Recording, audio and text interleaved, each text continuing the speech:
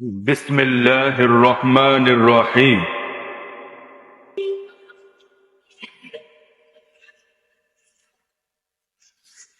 وعن ابی ہریرہ رضی اللہ عنہ قال قال رسول اللہ صلی اللہ علیہ وسلم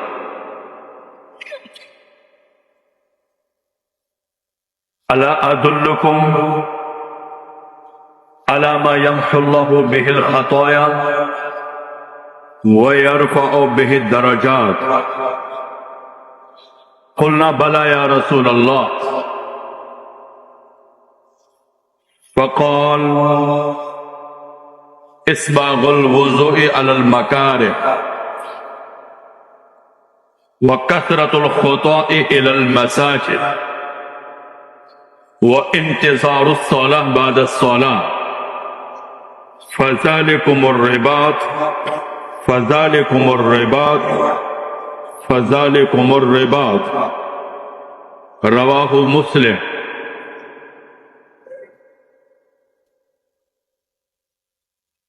وقال رسول اللہ صلی اللہ علیہ وسلم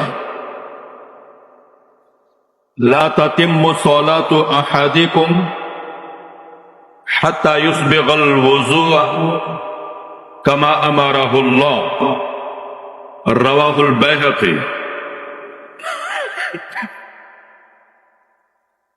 یہ روایات ہیں جو بخاری، مسلم، ابو داؤد، ترمذی تمام کتب میں مختلف مضمون، مختلف الفاظ سے، جو یہاں مضمون بیان کرنا ہے وہ سب میں ایک ہے، البتہ اس ایک بات پر مختلف عنوان سے فضائل اور انعامات، تو انعامات مختلف حدیث کی کتابوں میں مختلف ہے، لیکن بات سب جگہ ایک ہے اور وہی یہاں سمجھانی ہے۔ یہ جو حدیث ہے جو حضرت ابو ہریرہ رضی اللہ تعالی عنہ سے فرماتے ہیں رسول اللہ صلی اللہ علیہ وسلم نے فرمایا کہ کیا میں تمہاری رہنمائی کروں ایسے عمل، 3 عمل پر کہ جو تمہارے خطایا معاف کر دے، مٹا دے، جھاڑ دے گناہوں کو، اور تمہارے درجات اللہ کے ہاں بلند کرے۔ ہم نے کہا یا رسول اللہ کیوں نہیں؟ تو حضور صلی اللہ علیہ وسلم نے پہلے فرمایا اسباغ الوضوء علی المکارہ، ناپسندی کے باوجود، طبیعت پر گراں کے ہونے کے باوجود، جیسے بعض دفعہ ہوتا ہے سردی کے موسم میں، بعض دفعہ ہوتا ہے ٹھنڈا پانی استعمال کرنا طبیعت پر گراں گزرتا ہے، یا بخار ہو تو بھی پانی استعمال کرنا طبیعت پر بہت گراں ہوتا ہے، اور اسی طرح کے بعض مواقع ہیں جلدی خارش وغیرہ بیمار، تو پانی استعمال کرنا ذرا گراں ہوتا ہے، طبیعت کو تقدر ہوتا ہے، تو طبیعت کے تقدر کے باوجود اسباغ الوضو، صرف وضو نہیں، اسباغ الوضو علی المکارہ، تقدر طبیعت کے باوجود وہ کامل وضو کرتا ہے اور مسجد کو چل کر جاتا ہے، اور نماز کے بعد انتظار کرتا ہے اگلی نماز کے لیے، وہیں بیٹھ کر یا گھر دفتر کا کاروبار جا کر پھر آنے کی فکر رکھتا ہے۔ ان 3 پر یہ حضور صلی اللہ علیہ وسلم نے ان 3 اعمال پر یہ فضیلت بیان فرمائی، لیکن یہاں جو ایک بات سمجھانی ہے وہ اسباغ الوضو۔ ترمذی کی بھی روایت ہے، حضرت عثمان غنی رضی اللہ تعالیٰ عنہ فرماتے ہیں من توضأ فاحسن الوضو، جس نے وضو کیا لیکن اچھا وضو کیا۔ ایک اور روایت میں ہے من توضأ فاسبغ الوضو، جس نے وضو کیا لیکن کامل وضو کیا۔ یہ کامل وضو ہر جگہ پر جتنی احادیث ہم نے یہ جو آگے ایک اور روایت آ رہی ہے، حضرت انس رضی اللہ تعالی عنہ کو جب ان کی والدہ ام سلیم نے نبی کریم صلی اللہ علیہ وسلم کی خدمت میں بطور خادم کے پیش کیا کہ یہ آپ کی خدمت کے لیے وقف ہے، تو نبی کریم صلی اللہ علیہ وسلم نے قبول کیا، لیکن خادم ہونے کے ناطے 15 نصیحتیں کی، وہ ہم نے چھاپی بھی ہے۔ یہ 15 نصیحتیں خادم، گھر کا خادم ہونے کے حوالے سے، لیکن اس میں پہلی نصیحت یہی ہے، یا بنی، بیٹے، علیک باسباغ الوضوء یحبک حافظاک ویزاد فی عمرک، مجمع الزوائد و منبع الفوائد، علامہ نور الدین حیثمی کی حدیث کی کتاب۔ تو ان 15 نصیحتوں میں پہلی ہی نصیحت، جب بھی وضو کرو تم پر لازم ہے کہ کامل وضو کرو۔ کامل وضو کرو گے تو یہ فرشتے تیری حفاظت کرتے رہیں اور تیری عمر میں اضافہ ہو جاوے گا۔ اسی میں پھر دوسری نصیحت ہے، اے انس، اگر تم باوضو رہے تو تمہارے مومن کامل ہونے کی گواہی روز قیامت میں دوں گا، اور جب موت آوے گی شہادت کی موت ہوگی۔ خیر، تو یہاں بھی اسباغ وضو ہم نے اسی حدیث انس رضی اللہ تعالیٰ عنہ کی اس نصیحت پر اسباغ وضو کی احادیث 22-23 احادیث وہ جمع ہوئی جس میں یہ اسباغ وضو ہے، وضو کامل۔ اور ویسے بھی حضرت مولانا یوسف کاندھیلوی بڑے محدث گزرے ہیں، حضرت مولانا یوسف کاندھیلوی رحمت اللہ علیہ، یہ انہی کے خانوادے حضرت شیخ الحدیث مولانا زکریا کاندھیلوی رحمت اللہ علیہ ہی کے خانوادے کے دوسرے بڑے محدث ہیں، حضرت مولانا یوسف کاندھیلوی رحمت اللہ علیہ، جن کی آپ وہ عربی میں حیات الصحابہ پڑھتے ہیں۔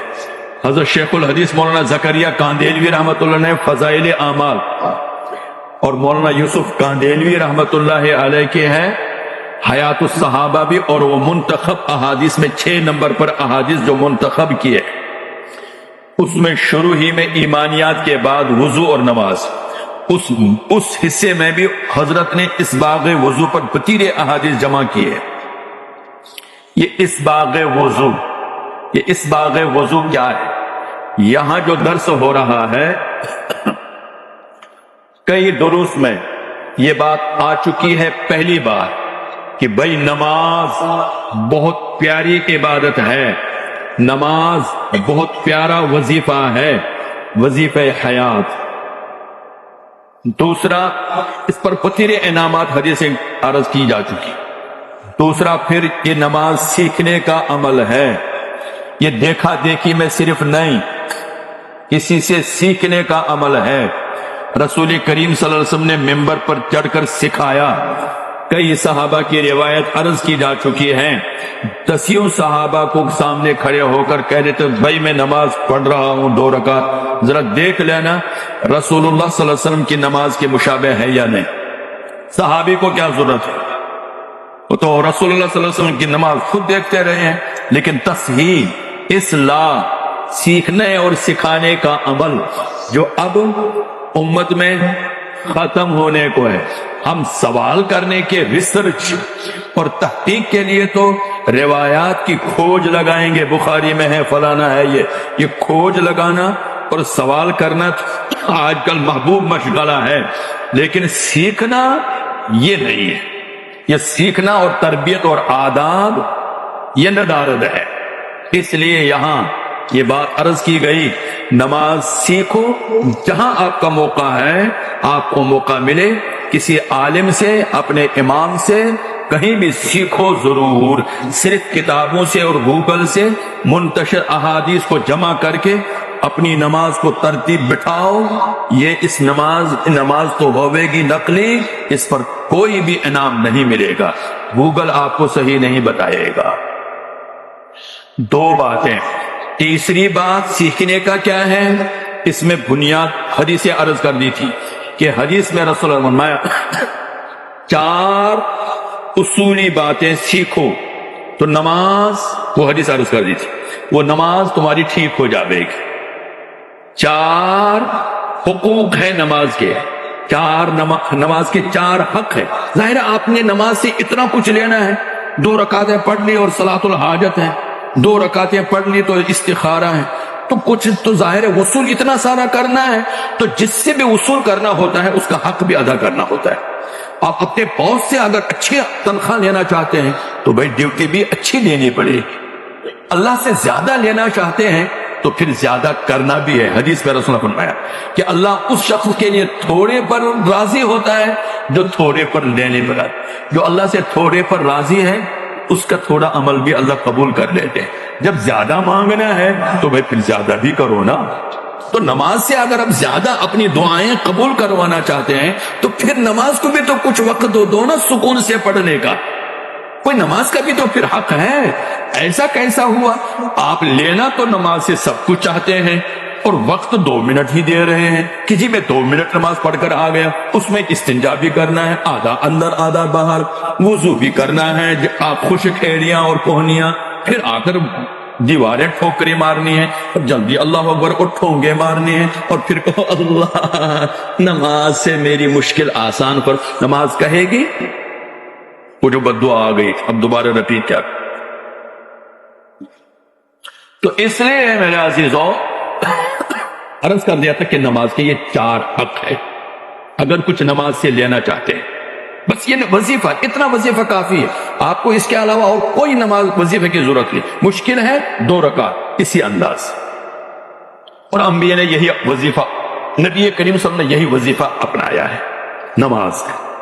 4 حق، اس میں پہلا حق عرض کر دیا گیا تھا پاکی، دوسرا حق عرض کر دیا تھا 5 وقت فرض نمازیں جماعت کے ساتھ مسجد میں پڑھنا، تیسرا توجہ کے ساتھ نماز پڑھنا جس کو خشوع کہتے ہیں، ہم اس کو آسان ترجمہ توجہ کر دیتے ہیں، خشوع نصیب فرمائے اللہ تعالیٰ تو بہت بڑی بات ہے، لیکن آسان ترجمہ کوئی توجہ ہو بس۔ چوتھا جو اہم ہے وہ ہے لفظ اللہ اکبر الف سے لے کر السلام کی میم تک سنت طریقے پر ہر نقل و حرکت اور فرض کی 6 فرض کی ادائیگی۔ یہ 4 حق ادا ہوئیں گے نماز انشاءاللہ قبول ہی قبول ہے، امید رکھیں گے اللہ سے۔ اس میں پہلا حق آیا تھا پاکی، اور پاکی کے عموماً جو 5 اوقات میں پیش آتے ہیں وہ 2 ہیں۔ ایک پاکی کا حصہ ہے جو آغاز، وہ استنجا ہے، اس پر یہاں کافی دروس ہو گئے ہیں الحمدللہ۔ بھئی پاکی، اور اس میں تنبیہات بھی گزر چکی ہے۔ پاکی میں گڑبڑ تو عذاب قبر، یہ نماز بھی نہیں وہاں چھڑائے گی۔ فَإِنَّ اسْتَنزَهُ مِنَ الْبَوْلِ فَإِنَّ عَمَّةَ عَذَابَ الْقَبْرِ مِنْهُ۔ اس لیے استنجا پہلی اینٹ ہے، یہیں سے نمبرنگ شروع ہو جاوے گی۔ یہاں نمبر پاس ہو گئے تو آگے پاس، یہاں فیل تو آگے کی پاس کا کوئی اعتبار نہیں، جیسے کہ میٹرک میں ہوتا ہے وہاں پاس ہونا ضروری ہے بھائی، اسی طرح یہ بنیاد ہے اگلی تمام ڈگریز کے لیے۔ اور استنجا میں تفصیل آ چکی ہے، یہ صرف ریپیٹ کر رہا ہوں تاکہ یہ یاد ہو جائے۔ استنجا میں 2 چیزوں سے بچنا ہے اور 2 کام کر دیں، بس اتنا بھی اگر آپ کر لیں تو کافی ہو جائے۔ استنجا میں 2 سے بچنا ہے، یعنی چھینٹوں سے بچنا ہے۔ پریشر سے نہیں کر، کھڑے ہو کر بھی نہیں کرنا ہے، آدھے بیٹھ کر بھی، کموڑ میں بیٹھ کر، وہ بھی اگر نمازی بننا چاہتے ہیں تو بچے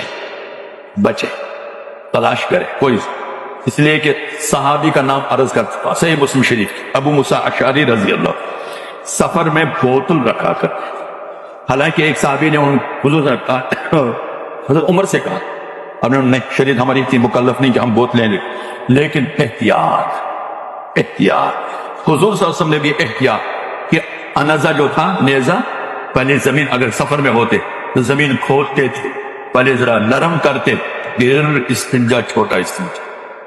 تو ہم کیا الرٹ تن بیٹھ گئے اور پریشر پیشاب کا ویسی ٹائم کم ہے، ویسے ہی بھائی چھینٹوں سے بچنے کا، اپنی نماز بچانی ہے تو چھینٹوں سے بچ جائیے، قبر کے سختی سے بچنا ہے تو چھینٹوں سے بچیے. سعد رضی اللہ کا واقعہ عرض کیا جاتا. ایک دوسرا، استنجا کے بعد فارغ ہو کر قطرات سے بچنا ہے. قطرات ٹپکتے ہمارے نوجوانوں میں اکثر بیماری ہے. اللہ، بڑھاپے میں ہو تو ہو الگ ہے، بوڑھوں کے لیے تو بڑی رخصت ہے. وہاں تو کچھ مسامع کی کمزوریوں کی بنا پر ہوتا ہے، وہ ایک الگ، اس پر کوئی سختی نہیں ہے. لیکن نوجوانا تو یہ تو ابھی نماز زندگی بھر تیرا نماز ہے، وظیفہ، تو ابھی سے تیری نماز بگڑ جائے تو آگے بڑھاپے میں کیا کرو گے؟ تو وہاں بھی فیل اور یہاں بھی. کم از کم جوانی کی نمازیں تو کام آ جائیں. اس لیے بھائی نوجوانوں کو خاص ہے، قطرات سے بچے. شک کرنے کی ضرورت نہیں، آپ احتیاط عمل کر لیں، ہاتھ کا استعمال کم کریں. وہاں عرض کر دیا گیا تھا کہ پورے طور پر بیٹھ کر استنجا کریں، آدھا گھنٹہ یا 15-20 منٹ نماز سے پہلے کرنے کی عادت ڈالیں. پھر بیچ میں اگر کوئی قطرہ ٹشو سے صاف کر لیں، بیچ میں مسل کر صاف ہو جائے. اور سب سے کہ کھانکھار کر استبرا وغیرہ کر، جو ہمارے فقہ میں ہے، تھوڑا مسل دیا یا ایک دفعہ اٹھ کر بیٹھ گئے. تو یہ قطرات سے بچنا ضروری ہے. اس کے لیے 2 کام عرض کر دیے. ایک تو یہی استبرا، یعنی تھوڑا سا اہتمام کر پریس کر لیا، یا اس عضو کو پریس کر لیا، یا اوپر سے نیچے بیٹھ گیا. یہ عمل، اور اس میں آسان عمل ہے کیا، وضو سے پہلے 15-20 منٹ استنجا کرنے کی عادت ڈالیں تو یہ سب بھی کچھ بھی ضرورت نہیں کرنی پڑے گی. دوسرا، پانی کا استعمال یہ فطری طور پر اللہ نے رکھا ہے. یہ فطری، حدیث اشر من الفطرہ میں واضح ہے، بخاری مسلم میں. فطری عمل ہے.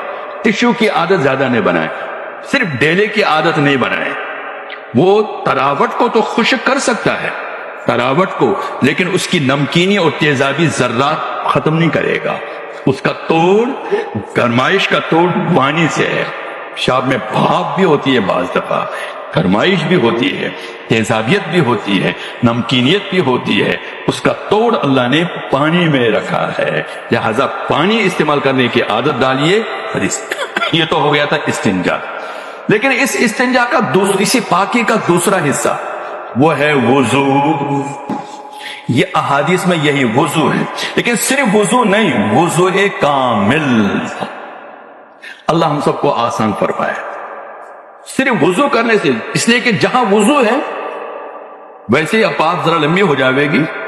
یہ جو رات کو اور کھانے کی جگہ پر، کھانے سے پہلے بھی وضو کا لفظ آتا ہے. رسول اللہ صلی اللہ علیہ وسلم کھانے سے پہلے بھی کیا وضو کرتے تھے، اور کھانے کے بعد بھی وضو کا لفظ. وہاں وضو سے مراد صرف کلی کرنا، ہاتھ دھونا، ہاتھ کھانے کے بعد، اس پر بھی وضو کا اطلاق ہے. ایسے ہی صرف وضو، بعض روایت میں ہے کہ سونے سے پہلے جو وضو ہے وہ بھی وضو ہے. چہرہ دھو لیں، پاؤں دھو لیں، تب بھی ثواب ہو جاوے گا. لیکن وضو جو نماز کے لیے ہے وہ وضو کامل ہے، وہ وضو کامل ہے. وہاں اس کو کہتے ہیں وضو لغوی. یہ وضو کامل نماز کے لیے، نماز کے لیے. اس لیے بھائی وضو کامل 2 چیزوں سے ہو سکتا ہے. ایک تو 4 فرائض پورے انداز میں پورے کیے جائے، اور دوسرا سنتیں. نہ فرض کے بغیر وضو کامل ہو سکتا ہے، اور نہ رسول اللہ صلی اللہ علیہ وسلم کے طریقے وضو سنت کے بغیر وضو کامل نہیں ہو سکتا. 4 فرض بھی اگر آپ نے ادا کر دیے لیکن سنتیں ادا نہیں کی، سنت طریقہ وضو نہیں، تو بھائی وہ وضو کامل نہیں ہو سکتا.